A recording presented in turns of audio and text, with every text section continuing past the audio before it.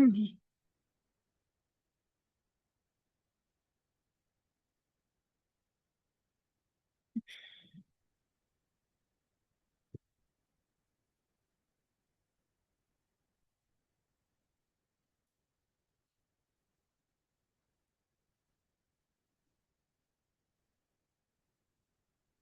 Good afternoon, everybody. And on behalf of the National Zoning Atlas team, welcome to the Metro Area Snapshot series covering the Sacramento Metro Area.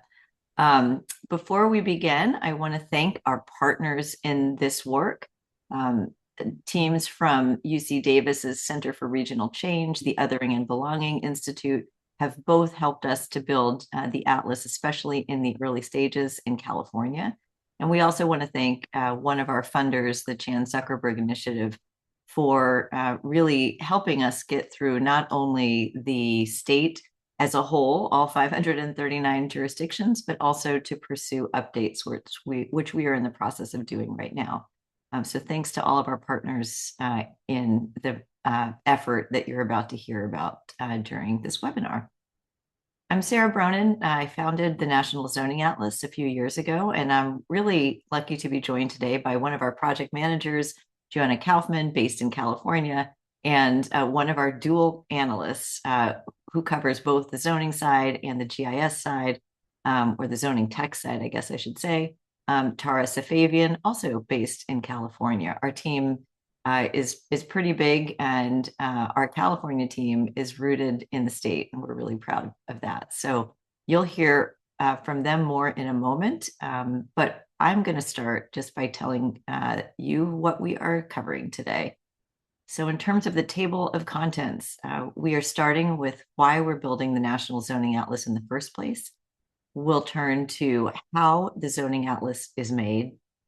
We'll show you tips on how to use the Zoning Atlas. Then we're going to delve into the meat of the presentation, which is how Sacramento and the entire metro area zones. And then finally, I'll come back around at the end to provide a few insights as to how the National Zoning Atlas has been used in other regions and in other states to get a sense of what you might be able to do with it in Sacramento. So at a very high level, for folks not familiar with the National Zoning Atlas, it is an online interactive map documenting information about zoning. And what does that mean? For us, it means that we log key information about housing rules. And those include process requirements, lot sizes, parking mandates, accessory dwelling unit permissions, and lots more.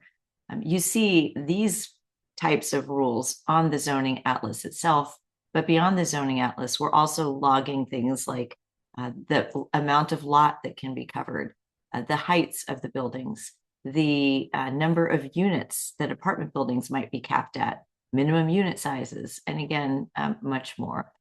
So the reason why we log all of this information is because we know that each of these individual rules buried within zoning codes all over the country have actually pretty significant impacts on the extent to which we can build housing.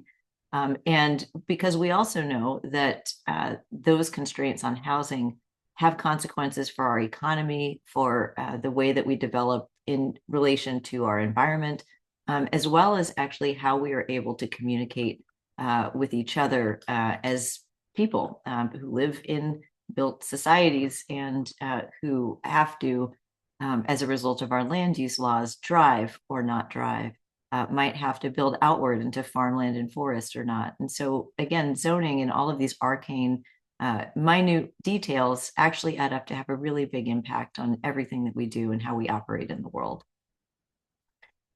Sacramento is no stranger to conversations about zoning, not only because of the statewide conversations that are happening, but also given a lot of activity at the local level when it comes to zoning analysis, and zoning reform.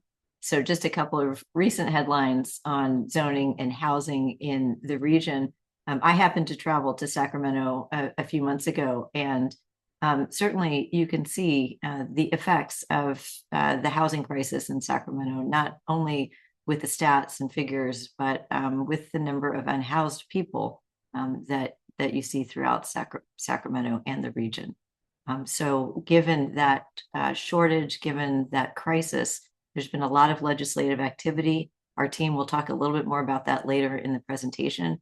And at the local level, there's been some greater activity and awareness, although, as we'll point out over the course of this webinar, there's still much more to go, much farther to go when we're thinking about how the Sacramento region and the state of California can continue to streamline housing rules and thus continue to promote more housing production and more affordable housing.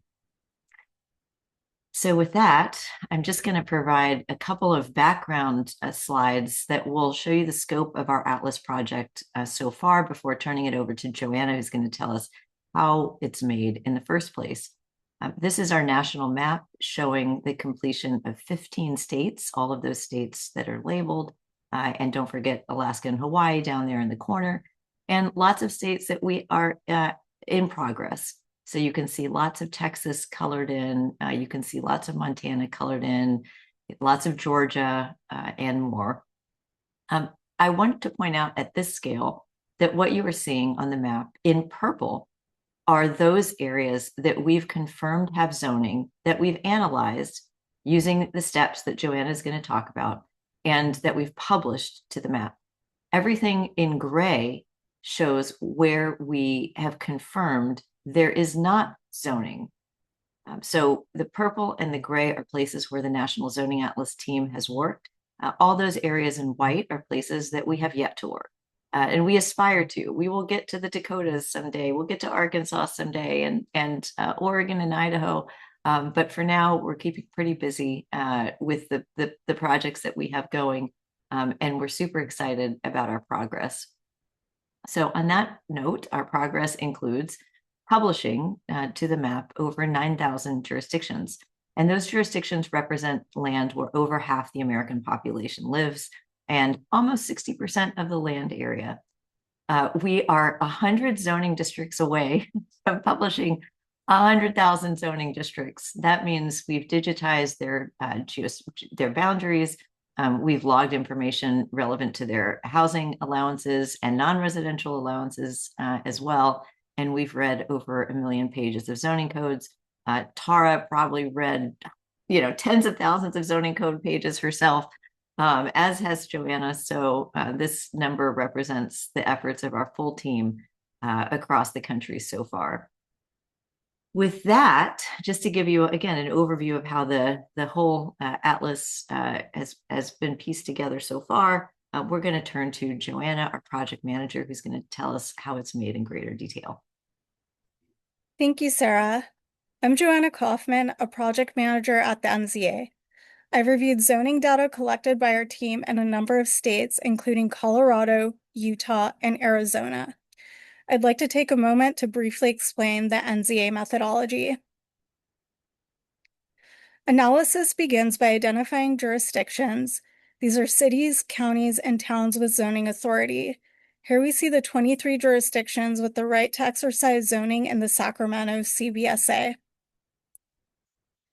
Once we have identified that a jurisdiction is zoned, we collect the two main components of a complete zoning code, the zoning text and the zoning map. Both are necessary. Generally, jurisdictions in California, the Sacramento region included, have good zoning data availability online. While the zoning ordinance contains a lot of key information, we also need to know where its provisions apply throughout the jurisdiction and how much land is allocated to each use.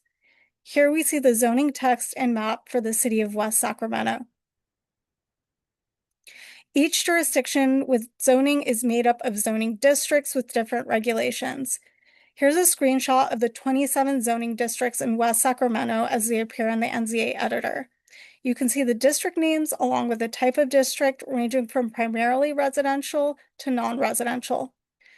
Most districts in this particular list are base districts, which are the base classification on the zoning map. But there are also overlay districts, which are districts that overlap one or more base districts to provide additional regulations in line with the objective of the overlay. Here we've highlighted the Grand Gateway Overlay District. With a complete code, team members then follow two work streams per jurisdiction: text analysis and geospatial analysis. The text analysis first identifies a list of districts and logs key data points using NZA's standardized methodology. The geospatial analyst locates its zoning districts and, depending on the available format, either digitizes a static PDF map or standardizes existing geospatial data.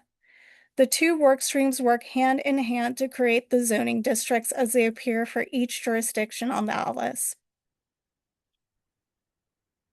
Zoning analysts record up to 200 data points for each district.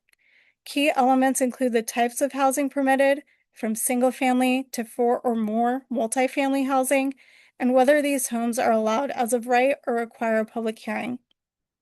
Analysts also log minimum lot sizes, setbacks, building heights, parking requirements, affordable provisions, accessory dwelling unit regulations, and much more. I'll now turn it over to Tara to discuss how you can use the NZA. Thanks, Joanna. My name is Tarsa Fabian. I've done both zoning and geospatial analysis for California, as well as analysis in Colorado, New York, and North Carolina. Now that we've covered the basics of how the atlas is populated with zoning data, we're going to walk through how to use the interactive map and get the most out of its features. If you'd like to follow along with me, head to zoningatlas.org/atlas. While you get set up, we'll take a look at the map on a national scale. In the Legend and Layer options box in the upper left corner, you have a few options to toggle on and off additional layers and features. You can also change the base map here. You can see the legend highlights the zoned status of a given jurisdiction, with purple representing zoned jurisdictions and gray representing unzoned jurisdictions. The areas shown in white have not yet been analyzed and integrated into the NZA. If you have the tribal land and protected land layers toggled on, you will also see that these green and green-brown layers. This is more prominent in the western states. Now we can use the zoom and filter box to explore a chosen geography. When California is selected in the state dropdown, the map zooms to the state. Now that we're zoomed into California, we're able to be even more specific with our geography selection. We can select the Sacramento, Roseville, Folsom in the metro/micropolitan area dropdown, Sacramento County in the county dropdown, and finally, Sacramento in the jurisdiction dropdown. As you can see on your screens, the map zooms to the city of Sacramento and outlined the jurisdiction in black. Please note that you can only select one jurisdiction at a time. At this scale, notice that the legend updates to show zoning district type. Light purple areas indicate primarily residential districts, meaning these districts are primarily zoned for residential uses. Dark purple areas indicate mixed with residential districts, meaning these districts allow a mix of residential and non-residential uses. Tan areas indicate non-residential districts, meaning residential as a primary use is prohibited. These zones typically allow industrial uses, airports, or open space. Some of the most valuable insights from the map can be uncovered using the Atlas filters. Let's apply filters to the map. The Show Me Where People Can Build box has options for quick filtering. For example, it can show where missing middle housing or apartments are allowed. We toggled on the single-family homes filter, and you can see the map lost some color. Areas remain colored in when their criteria satisfies the selected filters. In other words, this means you can build a single-family home anywhere the map is light or dark purple. In the lower right corner, the filtering results box calculates the zoned areas and number of districts that satisfy the filtering criteria. According to these results, 77% of zoned acres in Sacramento, or 29% of zoning districts, allow single-family housing by right. Note that the filtering results only apply calculations for the single selected jurisdiction. Going back to the Show Me Where People Can Build box at the top left corner, we toggled where apartments with 4 or more units can be built, and you can see the change in the locations that meet this criteria. You can see that the percentages change in the filtering results box. 21% of zoned acres, or 26% of Sacramento zoning districts, meet the criteria for apartments with 4 or more units. The sharp disparity between where single-family and multifamily housing are permitted is readily apparent if we toggle back and forth between these two filters.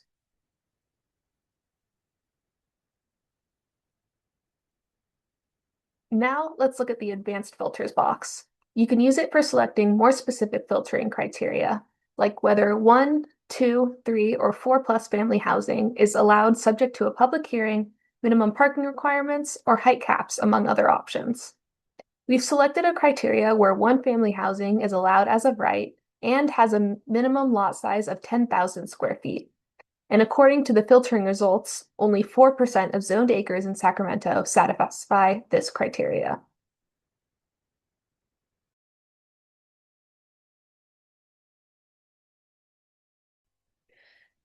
Now I'll go over a few additional points that shaped our work in Sacramento. For our analysis, we review only the adopted zoning ordinance. Jurisdictions in the Sacramento CBSA are subject to additional layers of land use regulations as noted here. We evaluate these additional layers of regulation if incorporated into the zoning ordinance or adopted into the zoning ordinance by reference. Specific plans and plan developments are planning tools that allow small areas or developments to deviate from a jurisdiction's standard zoning with special approvals. Often the documents regulating specific plan areas or plan developments are not incorporated into the zoning text. The NZA only logs information that is incorporated into the zoning text or readily available. For other specific plans or plan developments, we capture the general process required to approve a specific plan or plan development. We do see plan developments and specific plans as planning tools frequently used in California, and they are often pretty complex. Areas adjacent to Lake Tahoe are also subject to the requirements of the Tahoe Regional Planning Agency, which is a bi-state agency which manages growth and development in the Lake Tahoe region. In addition to a jurisdiction's zoning code, separate documents regulating land uses and development standards among other planning topics apply. We reviewed the TRPA Code of Ordinances and any adopted area plans as part of our review. In our work across the country, we've rarely seen regional land use authorities layer on top of municipal authority, so this makes the Sacramento CBSA something of an outlier in terms of the amount of land use regulations. Finally, we recognize that the state has passed several laws intended to address housing shortages by facilitating the development of housing, some of which are listed on this slide. Although state law overrides local regulations, we only evaluate what is included in the local zoning code. One impactful bill that has not yet taken effect is SB 79. It mandates local zoning to allow greater density around transit stations. In the Sacramento CBSA, this will primarily affect Sacramento County. You can see on this map the white dots that indicate the transit stations that will likely be affected by SB 79. SB 9 is another important bill. It enables two-family housing to be located on any land zone for single-family housing. This approach has set up the NZA team to be able to evaluate the extent to which local governments are actually changing their codes to conform with state law. We'll look forward to partnering with legislators or others to conduct this analysis across the wide range of bills that the state has enacted. Now that we're more familiar with the atlas and database, let's examine how the Sacramento CBSA zones. The Sacramento CBSA comprises 4 counties as listed here: El Dorado, Placer, Sacramento, and Yolo. All 23 jurisdictions within the CBSA have zoning. Our team analyzed almost 11,000 pages of zoning ordinance text and logged up to 200 data points for each of the 1,109 districts that make up the zone land of the Sacramento CBSA. We found an average of 48 districts per jurisdiction and an average of 465 pages per zoning code. To put this in context, the Springfield, Massachusetts metro area contains an identical number of jurisdictions, yet has averages of only 12 districts and 130 pages per zoning code. Even of all the codes across California, we found an average of 35 districts per code. That said, California also contains the highest total number of zoning code pages of any state. This is a lot of zoning. Now let's break down the share of land categories across the Sacramento CBSA. 2/3 of land across the CBSA are subject to zoning. 1/3 is protected land such as national forests. The remaining 2% is unzoned land. Of the 2/3 of zoned land across the CBSA, most of it, or 81% of it, allows for housing. That's broken down into 3 types of zoning districts. We say that primarily residential districts are those that are primarily focused on providing housing. 3/4 of land in the Sacramento CBSA is primarily residential. The mixed with residential districts are those that allow both residential uses and non-residential uses. There are a lot of downtown districts, for example, that are mixed with residential.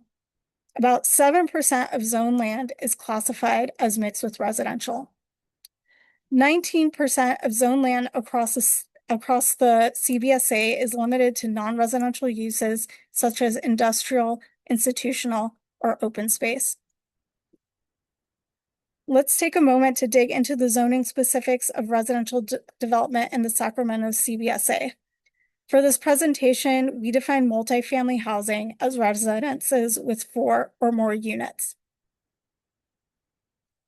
This table shows the share of residential land zoned for different types of housing.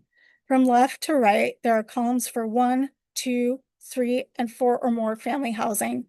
The darker blue represents the percentage of housing allowed by right, the lighter blue requires a public hearing, and the gray is prohibited. 85% of land allowing residential development across the CBSA allows 1 unit per lot by right. That means single-family housing can be built on most residential land in the Sacramento CBSA. Now compare this to the 2-family column, which drops down to 11%. Now 4 or more unit apartments are only allowed by right on 5% of the CBSA's residential land. We see they've allowed on another 11% of land after a public hearing, but these discretionary legal processes add costs, time, and uncertainties that can discourage projects altogether. So in many cases, public hearings can, in effect, function as a form of prohibition. And speaking of prohibition, the large gray bar shows the most common approach to 4 or more family housing in the CBSA. That is to say, multifamily housing is prohibited entirely on 85% of residential land across the CBSA. Let's turn to another important zoning regulation, minimum lot sizes. These rules set the smallest amount of land on which a home can be built. Lot sizes are regulated in terms of either square feet or acres. But these minimums can often be quite large, which effectively mandates unsustainable land-intensive development patterns that fuel sprawl, drive up housing costs, and limit who can afford to live in a community. As a quick note, for this presentation, we use 40,000 square feet and 1 acre interchangeably because 40,000 square feet is such a common minimum lot size that it's sometimes referred to as a builder's acre. A big round number like 40,000 simplifies calculations and it rolls off the tip of the tongue easier than the true acre size of 43,560 square feet. But in effect and intention, they're basically the same. This donut chart shows the breakdown of minimum lot size requirements for single-family zone land across the state. The darker the green, the larger the required lot size. 86% of single-family land requires lots of at least 80,000 square feet or more. For context, this is comparable to the footprint of a large warehouse. Districts with large lot sizes are typically agricultural, rural, or resource protection type districts that may allow limited residential uses. Up next are accessory dwelling units, or ADUs. These are secondary homes located on the same lot as a primary residence. ADUs are gaining popularity as a cheaper, flexible, and meaningful way to expand housing options in communities across the country. This donut shows ADU permissions on single-family zone land across the CBSA. The darkest orange is the most permissive, lightest orange is the least permissive, and gray is prohibited. ADUs are allowed by right on 99% of single-family land and prohibited on 1%. But for most of this land, the jurisdiction has occupancy restrictions or rules about who can or who must live there. What does this mean? Often the owner must occupy one of the primary or secondary units.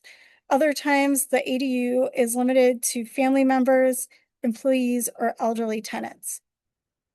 We are well aware that there is state legislation that might override some of the local rules we logged. However, as we noted before, we are really focused on what the local zoning ordinances say. It will help us later with analysis about the differences between state law and local codes. Finally, let's look at parking mandates. Parking consumes valuable land and can be expensive to build, making it an important regulation to track because those added costs can deter new housing. In the Sacramento CBSA, 93% of residential land has rules requiring off-street parking. These regulations apply across our 1, 2, 3, and 4 or more family housing treatments. Now I'll pass it back to Tara to discuss our zoning snapshots.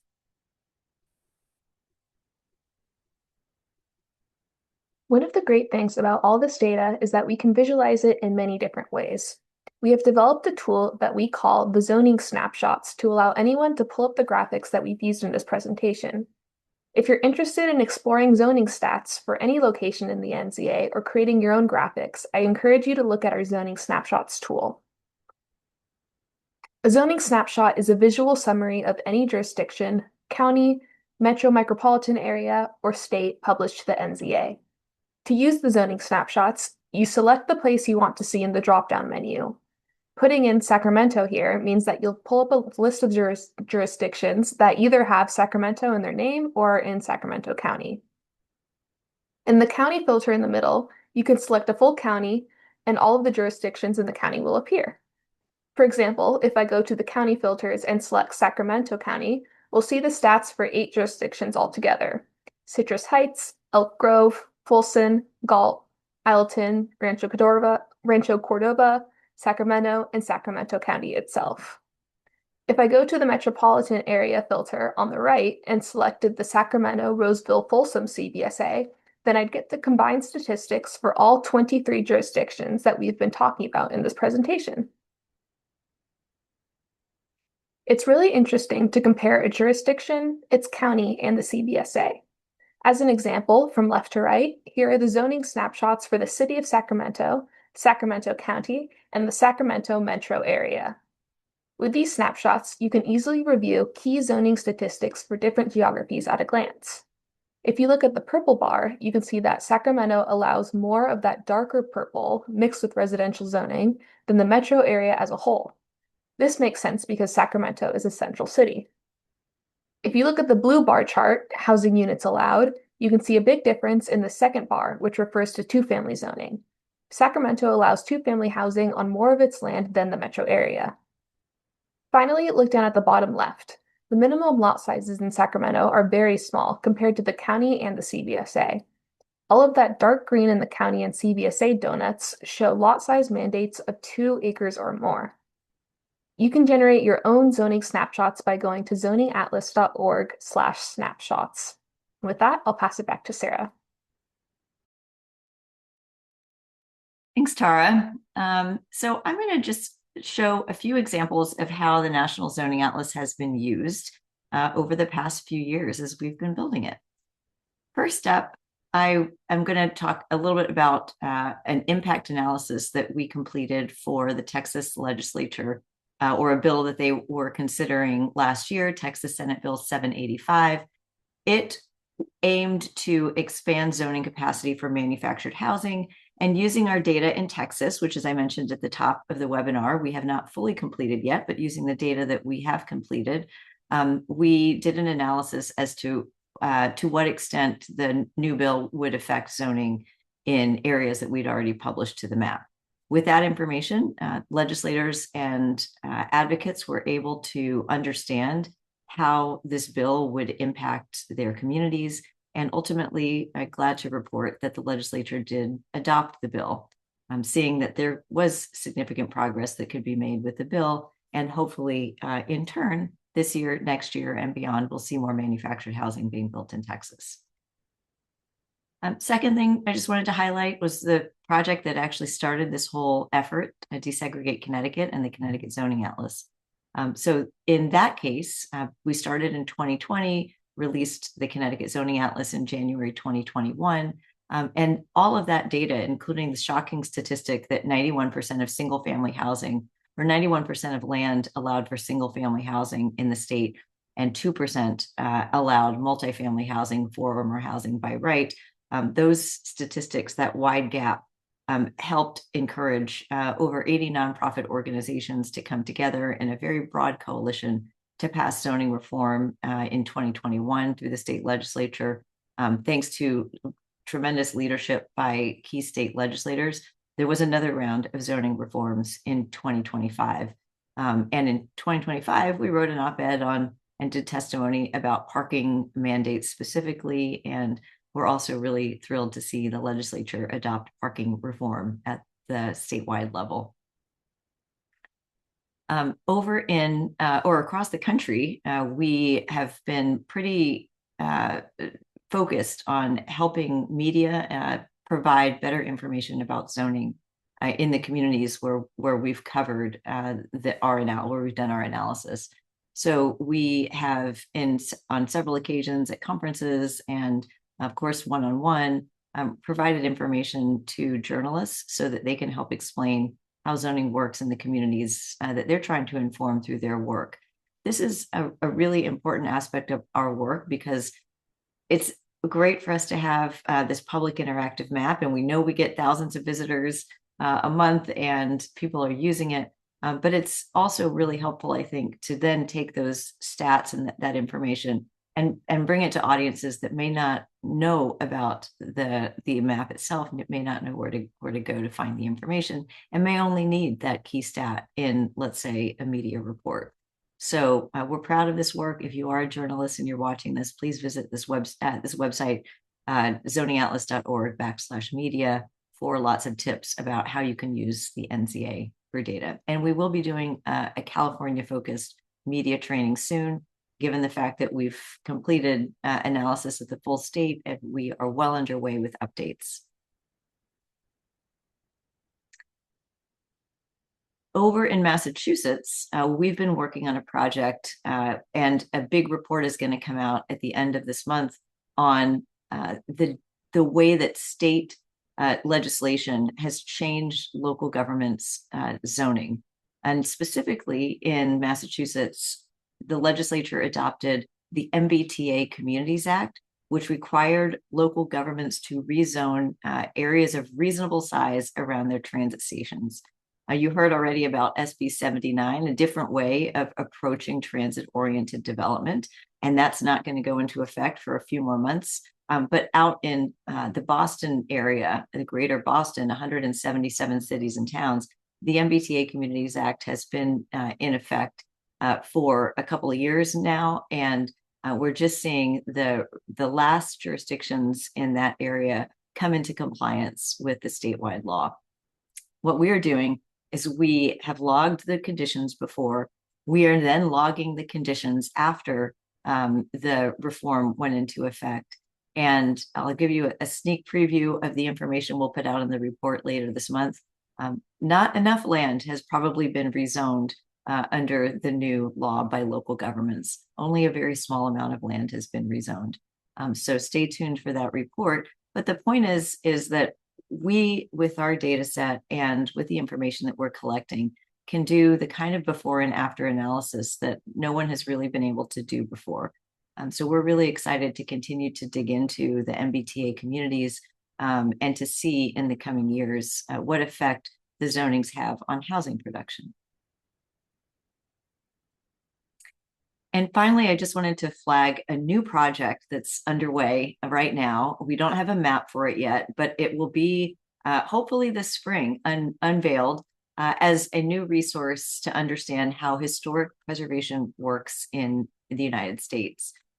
We are logging behind the scenes. We have several analysts who are working on this project.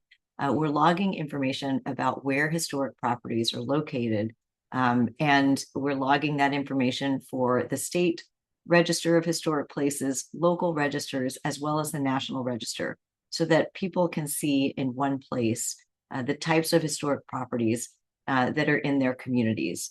This has implications not only for their understanding of how their communities protect and preserve historic places, but it also has regulatory implications.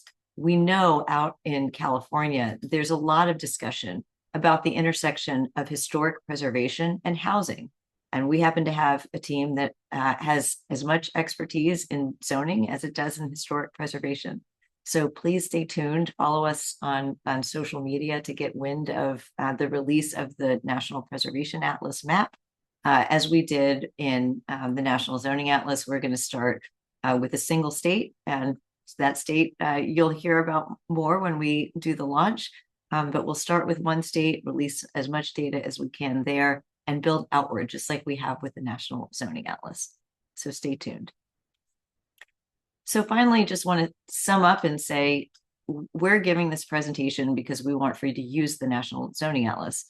There's a ton of information available on the map, a lot of information available on the zoning snapshots that Tara previewed for you. Please use that information to support data-driven policymaking. We know there's a lot of activity in California, a lot of activity in the Sacramento region, and we just hope that our tool is going to be useful in your ongoing discussions. So with that, I asked you to follow us on social media, but now I'm showing you where to find us. So of course, you know where we are located online because you all registered for this event through our website. You can email us at info@zoningatlas.org.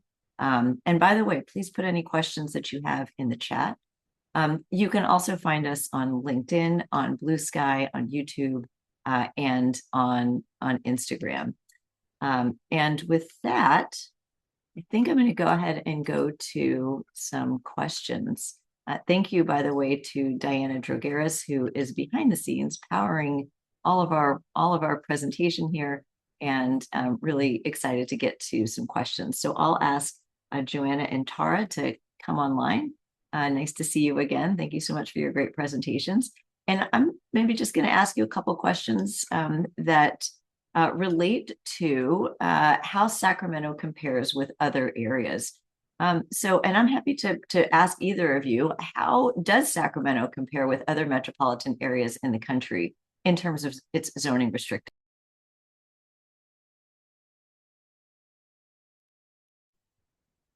Yeah, I can answer that. Yeah, we've seen that the Sacramento region, as we noted in the presentation, has a lot of zoning.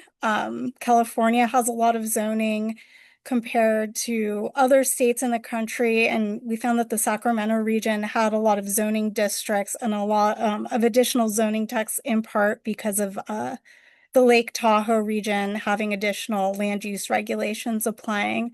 So it's these different layers that create additional complexity and make it more difficult to understand what exactly is allowed on a piece of property and what approval process is required.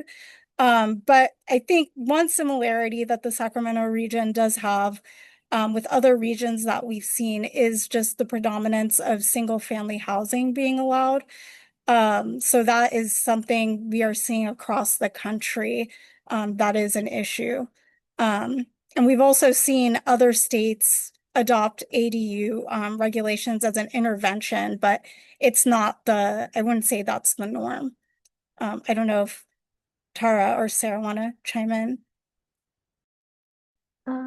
I want to doubly emphasize the amount of zoning districts that the Sacramento region has. I want to say that Placer County, we logged over 250 districts, which is a lot. And there's also, of course, the additional regulations from the TRPA that we had in the jurisdictions surrounding Lake Tahoe. And we don't really see that layering of local regulation and regional regulation in lots of places. I mean, we see regional bodies that are advisory, or that might help convene different local jurisdictions to discuss zoning information. But we definitely don't see the kind of rigorous land use regulation that we see in with the TRPA.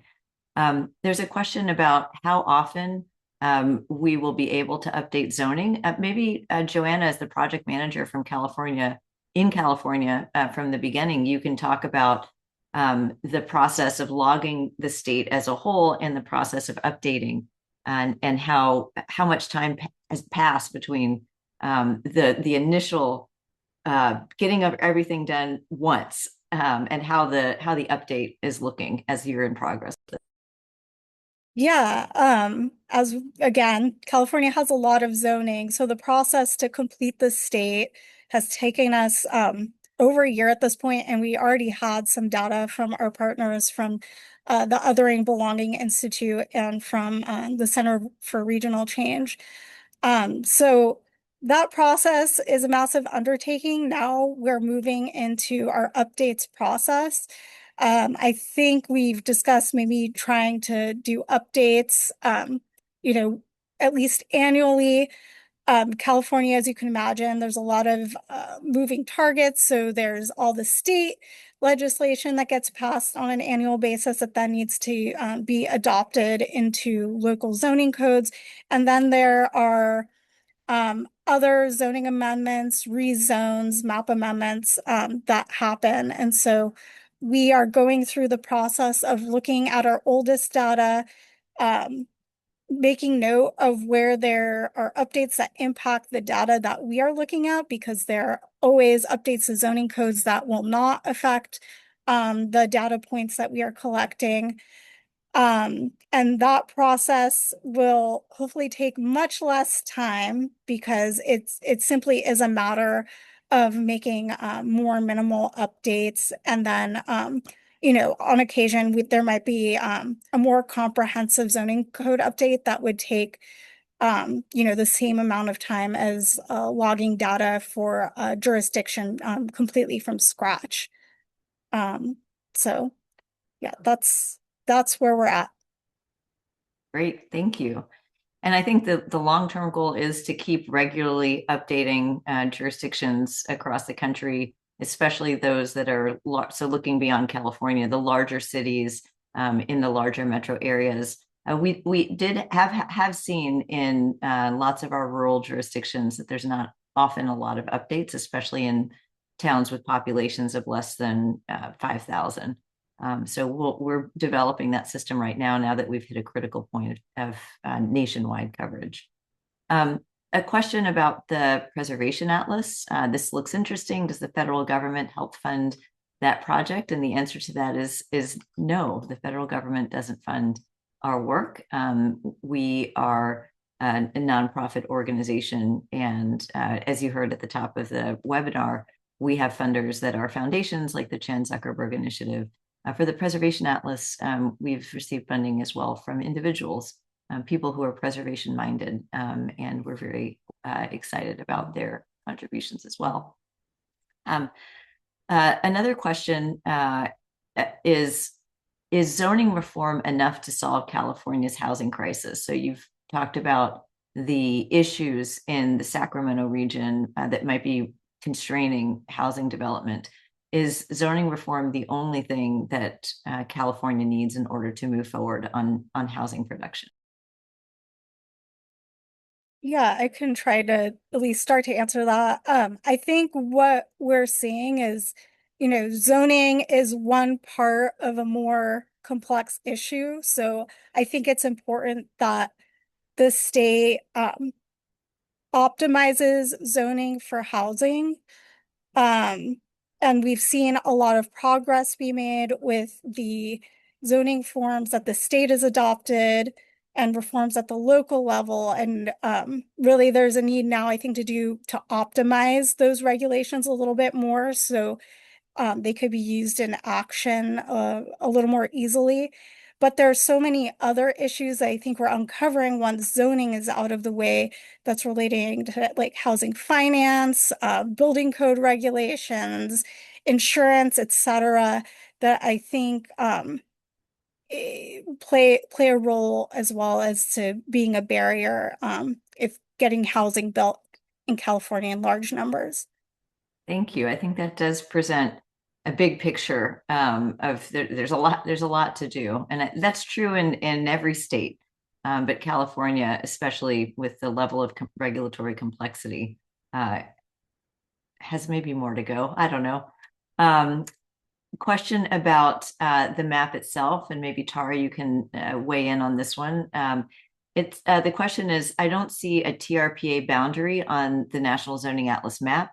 Are the regulations incorporated into the map itself? So do they layer on top, and are they shown in the map itself? Yeah, so yeah, we don't have a TRPA boundary on the map itself. The regulations are incorporated into all of these local jurisdictions. For the surrounding counties for the TRPA, I believe that all of those regulations are just incorporated as an overlay.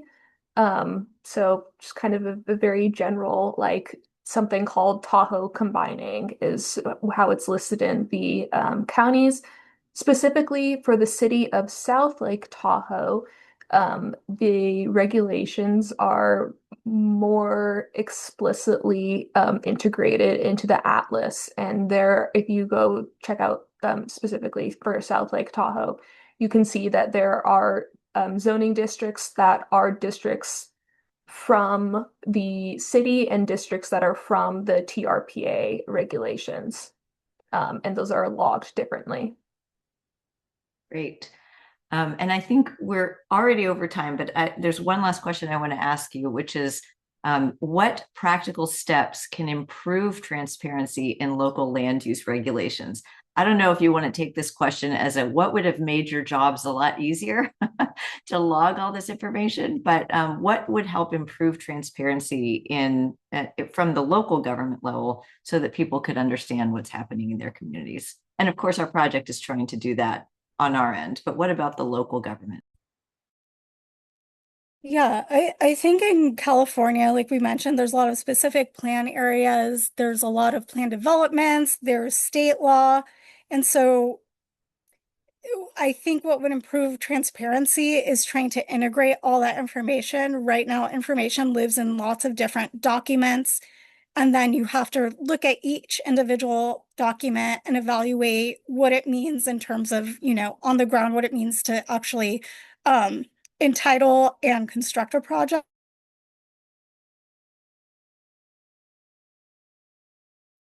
Oh, we lost you, Joanna. Tara, do you have any tips about making Oh, am I cutting out? yes, but Okay. maybe I'll turn to Tara to see if she has any tips about transparency as well. Yeah, I'll ditto what Joanna said. There's layers and layers and layers of California regulation. So when you're just looking at the zoning code, that's not necessarily giving you the full picture of what is your options for development.